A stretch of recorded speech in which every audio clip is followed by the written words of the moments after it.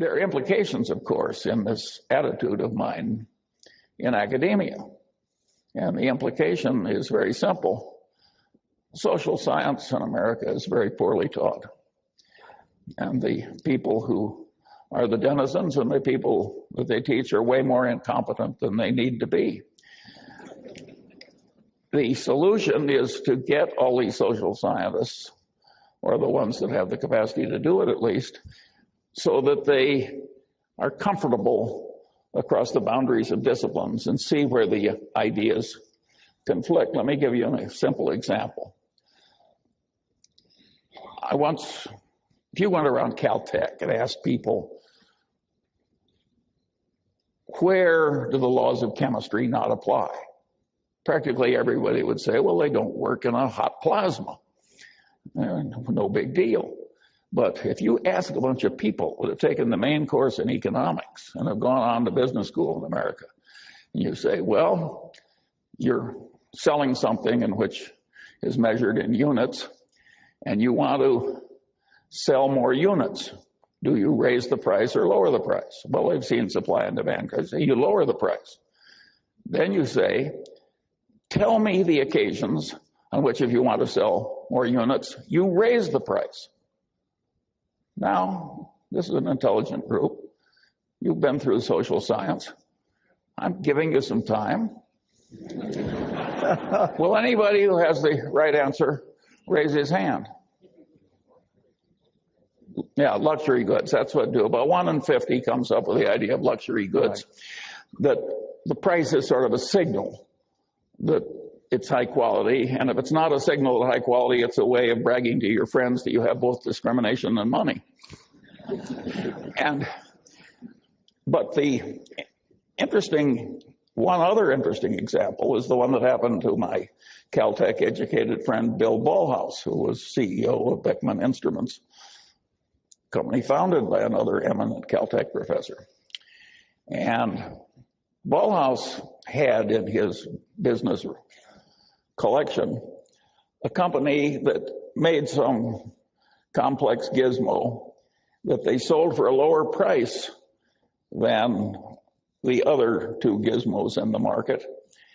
And yet it was much better, and it had lousy figures. And Ballhaus took one look at it, and he realized that it was a gizmo where, if it failed, it imposed enormous costs on the owner of the gizmo. And he recognized that the price being low was sending the signal wrong in reverse. This can't be very good. So he raised the price enormously and sold way more units. And of course, the profits went up at a truly dramatic way. So these idiots that can't answer the question are leaving a lot of money on the table that a man like Ballhaus knows how to get. And the world is just full of opportunities like that for people who get the main points and go across it. But of course, that's not the main answer to the question. That's just the Ballhaus byway. The main answer to the question is very simple. Suppose you raise the price and use the money to bribe the other guy's purchasing agent. Well, you can laugh because it's so obvious once somebody points it out. But who was raising his hand over that one after all the fancy education you've had?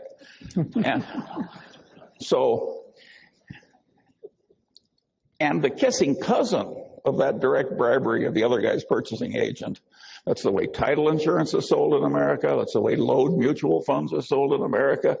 That's the way a certain amount of defense contracting has been done or attempted to be done. It's a huge, important part of capitalistic life, that business of raising the price and using the money to enhance sales. And of course, there are legitimate ways to do it too, like legitimate information through advertising or otherwise. But there's a lot of illegitimate use of increased price to increase sales. And that's a big part of the capitalist condition.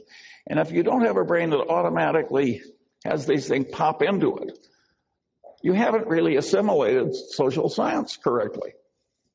What good does it do to be able to pass a test parroting back to the professor what he told you? Well, that'll get you an academic label, but it won't get you the many millions of dollars Bauhaus made by raising the price. And it won't get you really fabulous investment results in life if it takes some imagination. If you don't see how all these things work and how they interplay. And of course, the way to get that competency, like any other competency, is to adopt the necessary elements and practice using it over a considerable period of time and a considerable area of complexity.